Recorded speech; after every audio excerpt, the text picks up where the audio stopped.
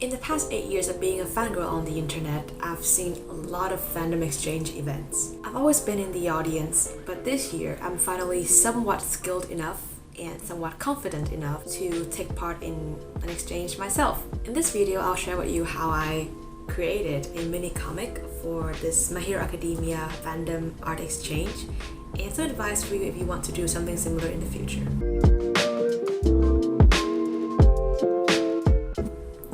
So Fandom Exchange is an event in which artists and writers create fanfictions and fan arts for each other within a common theme in a certain time period. And the event that I'm in this time is called the Shoto Wump Exchange. So Wump is a loosely defined term that covers emotional, physical, and mental suffering being inflicted upon a character. In this case, it is Todoroki Shoto.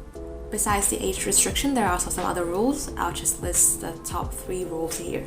The first rule is the work must be wump related. Again, mental, physical, whatever suffering. Second, writers are expected to write at least 750 words. Artists are expected to produce one piece with neat line work and either shading or flat colors. The deadline was the 6th of May, and anyone who signs up can default until that day. I just signed up and wrote down what I wanted to see, what I did not want to see. So here's my assignment.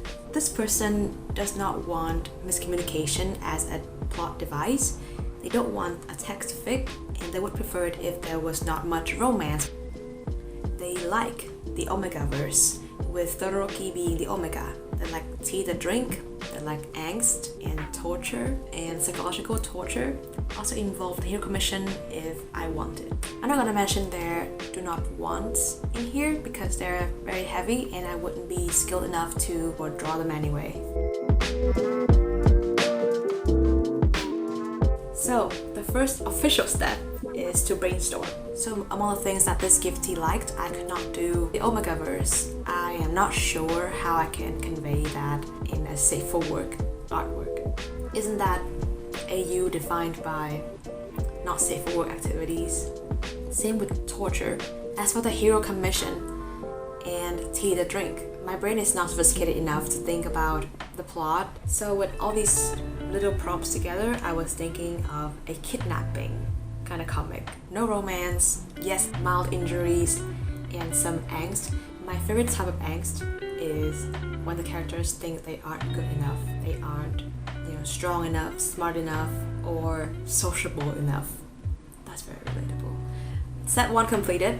I got the brainstorming done, so step 2, drawing. I'm an idiot, so I just deleted the 2 tiny storyboards that I used to plan this tiny comic. But I guess I can still tell you about it. So I wrote down these tiny prompts on a blank page in Abyss Paint X. So I figured the first page would address the kidnapping, the injuries, and would end with Todoroki expressing the angsty emotions. And the second page would be some kind of resolve for that. And I think that would include Aizawa carrying Todoroki out of that establishment that kidnapped him. So when I planned my tiny storyboards, I imagined a movie playing in my head. Like, what would the screen look like? They would zoom in at which parts? Like, if Datsawa is just finding out about his student being kept somewhere, the camera would zoom out, right? To show us the holistic view of the injuries and where he's positioned. And when the character is being miserable, for example, you'll see this kind of detail where the hair just covers the eyes, or there'll be a shadow over the face. So that's my train of thought. I would imagine everything like moving inside my head like in a movie, and that's how I decide how much space to give to which character in which part of the comic. And so after drawing these tiny storyboards, I would copy paste them to a different file in Abyss Paint X and use that as a rough sketch. And from there, I would draw the clean sketch. You can see here that I started drawing the clean sketch from the last panel because it was the easiest. So one of my friends told me I did a pretty okay job drawing Datsawa. And I told her, thank you, I got experience drawing sleep-deprived elves thanks to Mycroft Holmes from Moriarty the Patriot. The hardest part of this whole page was how to draw Shoto's sitting pose.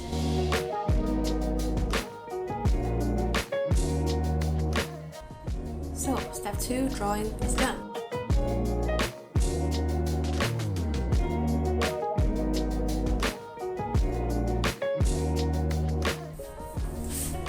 I'm back with a new hairstyle.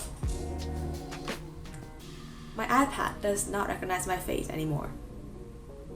So, we were at step 3, rendering. So to get the base colors, I just use the eyedrop tool to pick the colors from the official anime art and fill it in using the felt tip pen and the bucket tool.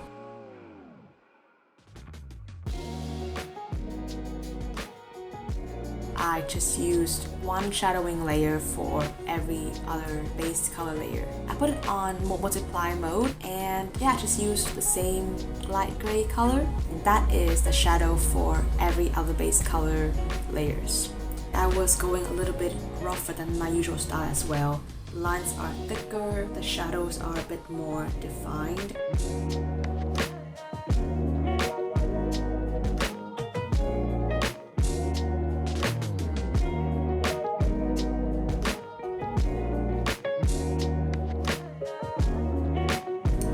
Step 4 is to post my work.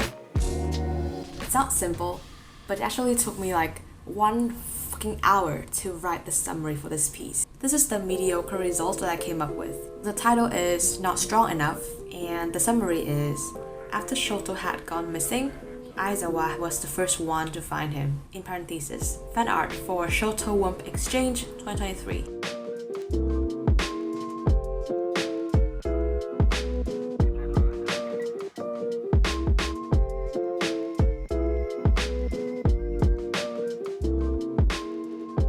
The deadline was the 6th of May, which was a Saturday, and I had a YouTube video due on Wednesday that week, so I posted it on 8:03 one day before the deadline. And I was so excited to have it reveal that I was the author of this work, and here is the result.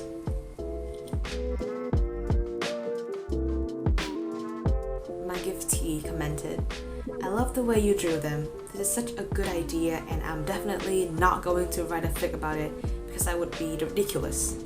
May I write a fic about it? It is adorable, and I'm so happy and honored, like as fuck, that someone would find my art interesting and inspiring enough to think about it. I would not hold up too much hope, but I'm kind of really looking forward to seeing what is made from this silly little comic. I also posted this on Twitter, and I'm really happy to see that some people reacted like, "Why are you hurting me like this? I'll cry my eyes out." Oh god. Every single comment, even though it's just one emoji, makes me so happy. I should not rely on these completely to feel validated and happy about my work, but damn, don't they feel good. But back to intrinsic motivation, I'm really happy with how Shoto's eye and Aizawa's face turned out here. Okay, and what are my takeaways from this exchange event? It was new, it was out of my comfort zone. I've done some 1 or 2 art trades before, but this is actually the first time I took part in a fandom exchange. It's on a larger scale, there's a deadline, and there are specific requirements and requests taken into account. It's also my first time drawing Dazawa. Also, it's a 2-page comic, and I've only done like 1-page comics before. So overall, it was a new experience for me. And after finishing this, I feel more confident as an artist. I've improved my skills a little bit. Also, I think I'm more willing to try out different art styles and subjects in the future. The second takeaway of mine is that this was a great opportunity to engage with the community. I discovered this art exchange in a Discord server. It was so cool to look at other people's requests and gifts. I could see what they made for each other, how they interpreted the assignment. Seeing all these different people coming together, having fun, exchanging gifts, and looking forward to the same thing. I hope that if any of you can do anything, like drawing, writing, brainstorming, cheerleading, if you see this kind of exchange event in your fandom, go join them, go have fun, express yourself, talk to people, see what they like. This is such a fun and cool, artistic, and community activity I would strongly recommend to anyone in any fandom to try out. And by the way, my name is Faye, pronounced R, she, her. I'm a psychology graduate and a fan artist. If you like this video, please leave a like or subscribe. It's gonna help a lot. And I post a video every week, currently debating on Wednesday or Friday. But I'll see you next week. Bye!